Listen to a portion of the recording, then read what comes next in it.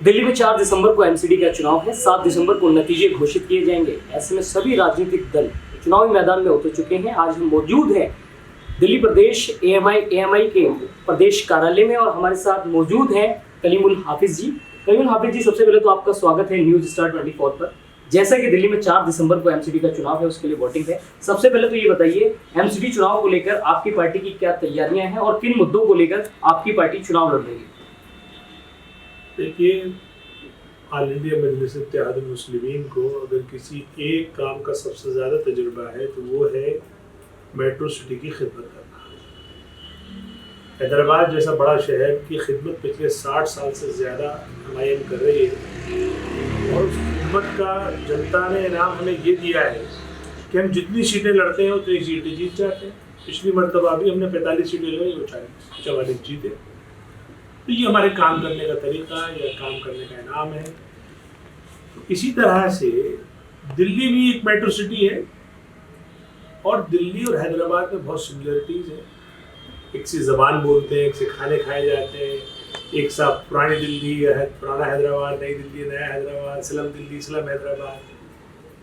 तो हमने इस मरतबा पूरा प्लान बनाया हुआ है कि जिस तर्ज पर हमने हैदराबाद की खिदमत की है, इंशाल्लाह उसी तर्ज पर हम दिल्ली की खिदमत करेंगे। अब जो मुद्दे हैं हमारे, वो जाहिर है कि एमसीडी के जो मुद्दे होते हैं, यानी बुनियादी सेहत, बुनियादी तालीम, साफ सफाई, ये मुद्दे एमसीडी के मैंडेट में आते हैं। ये हमारे भी मुद्दे हैं, लेकिन हमारा इसके अलावा भी मुद्दा है, वो है सोशियो पॉलिटिकल मुद्दा। वो ये कि हम 15% आबादी होने के बावजूद भी जो पार्टी हमारा वोट लेती है उनकी नज़र में हमारी कोई अहमियत कोई वक़्त नहीं है।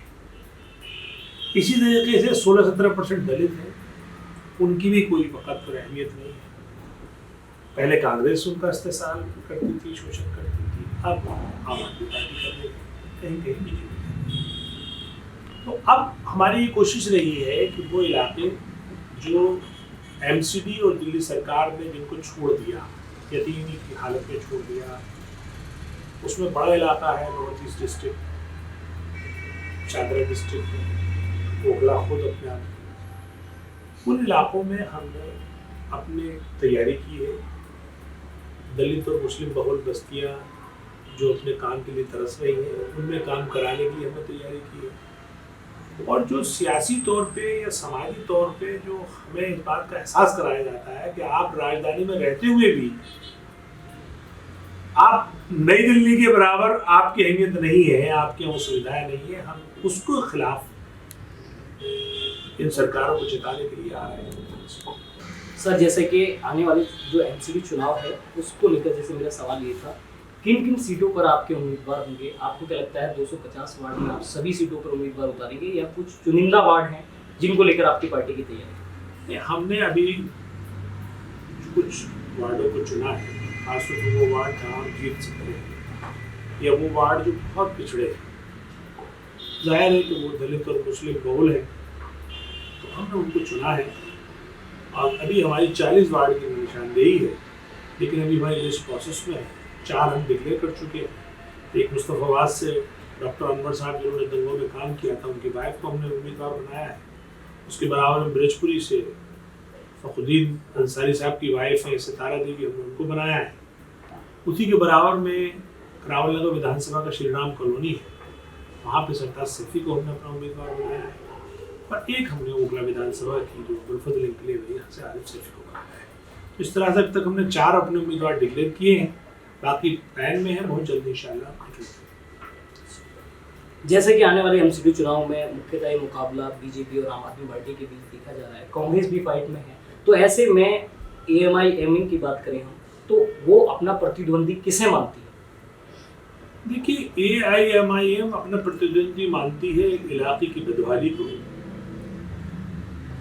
इलाके की जो जनता की गरीबी को, आइसोलेशन को, उनको जो नज़रअंदाज करा है इन्होंने, उसको तो अपना प्रतिद्वंदी मानती है कि हमें इसे ख़त्म करना है। रही बात ये कि जो भी पार्टियां इन इलाकों को अपना एक ग्रांटेड वोट मानती है, बंधुआ वोट मानती है, उन सबको पता चल जाएगा कि एमआईएम के आने से आपकी औकात कहाँ है।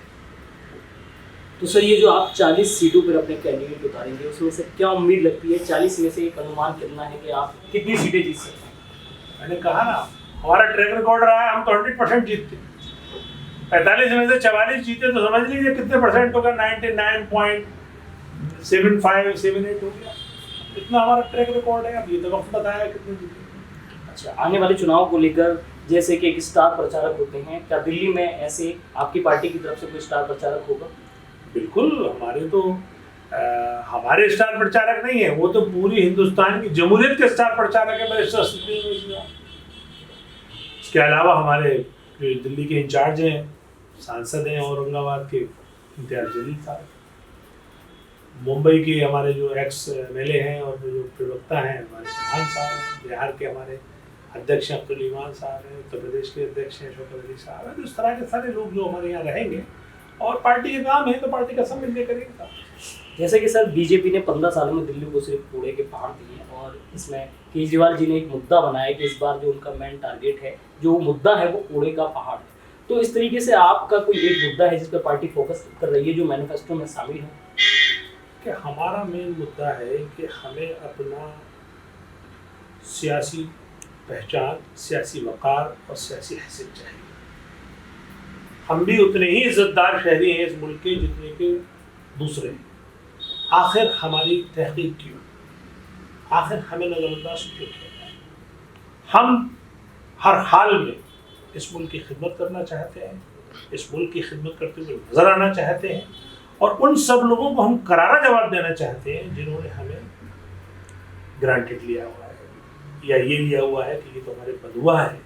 तो हमारा असल मुद्दा तो यही है कि हमें अपने ज़मीर और अपनी नस्ल और अपनी बका और अपनी सोसाइटी को बनाने के लिए सियासत में हमें हिस्सेदारी चाहिए। और हमारा एक नारा भी है कि बहुत हुई ताबेदारी, अब की बारी हिस्सेदारी। तो ये थे हमारे साथ AMI-AM के प्रदेश अध्यक्ष कलीमुल हाफिज जी, जिन्होंने कहा कि इस बार MCD चुनाव में उनकी पूरी जोर शोर से तैयारी है और ये उन वार्डों पर, विशेषकर जो 40 वार्ड हैं जिसमें मुस्लिम और दलित एक मिक्स आबादी है, उन पर अपने कैंडिडेट उतारेंगे और उन वार्डों को जीतने के बाद अपनी जी जान लगाकर उनको यानी कि दिल्ली के एक समान वार्ड की तर्ज पर लेकर आएंगे। न्यूज़ स्टार 24 के लिए जियाउल हक।